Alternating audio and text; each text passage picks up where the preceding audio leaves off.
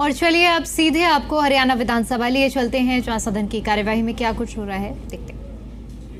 कि जो यमुना के और ये पथराला नदी और सोम नदी के जो फ्लड से बचाव करने का जो काम है वो बरसात के आने से पहले पूरा कर दिया जाए। इसके अलावा हमारे जो सिंचाई विभाग के माइनर है, एक 1R माइनर है जिसमें पानी कभी आता ही नहीं, कभी टूट जाता है, उसकी अच्छी तरह से देखरेख हो, उसमें पानी मिलता रहे।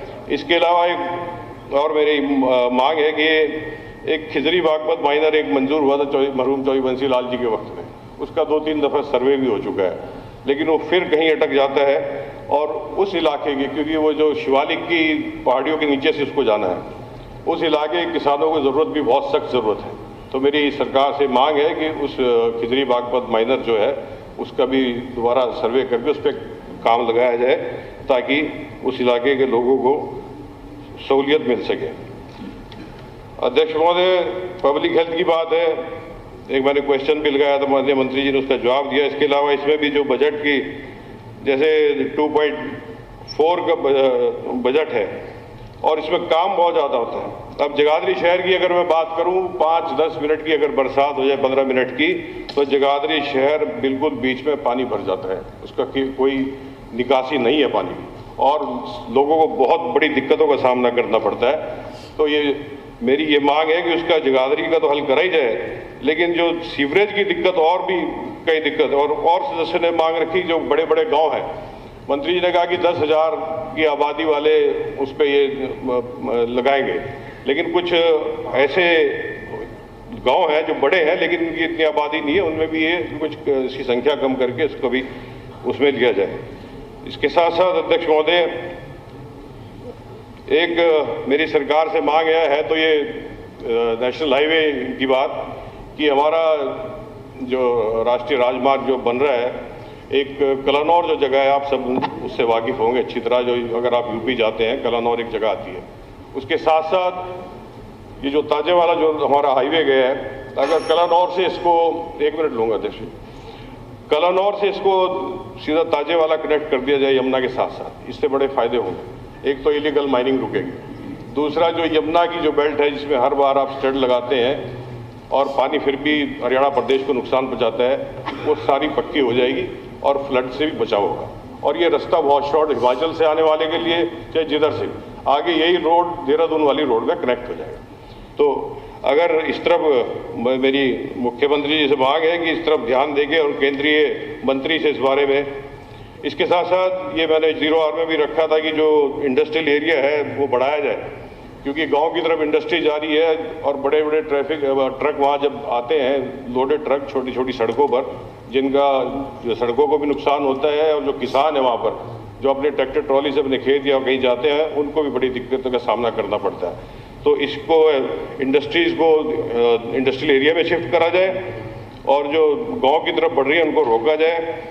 इसके साथ साथ पर्यावरण के भी ऊपर, प्लास्टिक के ऊपर भी मैंने पिछले अभी 0R में आपने वक्त दिया था, उसके बारे में बात रखी। 1 सेकंड, और कुछ मांगे हैं जैसे कि सर्व कर्मचारी संघ की उनकी पेंशन का है, चौकीदार की और भी सदस्यों ने रखी कि सरकार के नुमाइंदों ने ही उनके साथ वादा करा था कि आपकी जो 7,000 है इसको भी बढ़ाएंगे।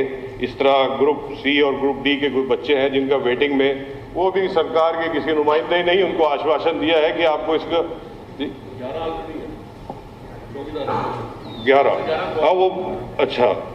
तो इसके अलावा सर्व कर्मचारी संघ की है और साथ साथ एक और मेरी अभी मुख्यमंत्री जी ने स्टेटमेंट रखी थी, तो मेरी तो यही मांग है कि ये जो लोकल MLA लैड, इसको कम से कम हरियाणा प्रदेश में जितने भी प्रदेश हैं और सबसे ज़्यादा हरियाणा प्रदेश के अंदर जब नंबर 1 हरियाणा कहते हैं, खिलाड़ियों में भी नंबर 1 कहते हैं, तो ये भी इसमें भी नंबर 1 होना चाहिए।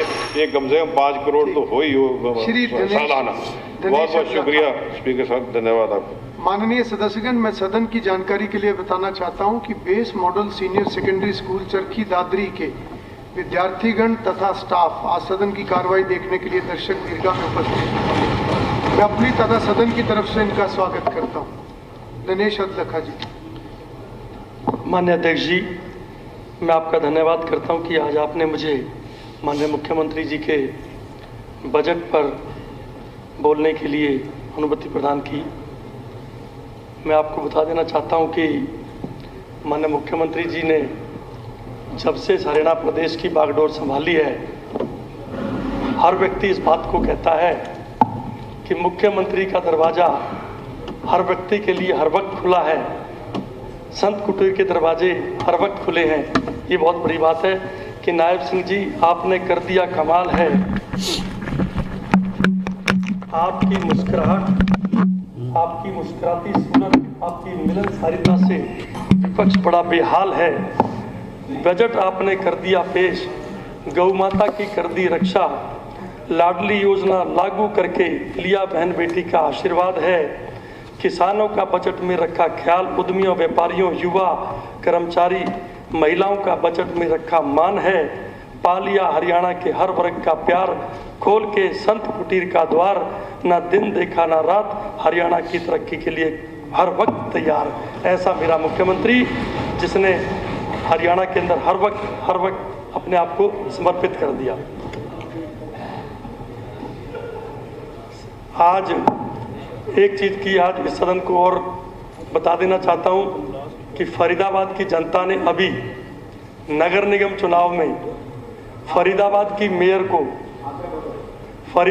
मेयर को पूरे देश में सबसे ज़्यादा मतों से जिता के भेजा। ये हरियाणा का भी सौभाग्य है।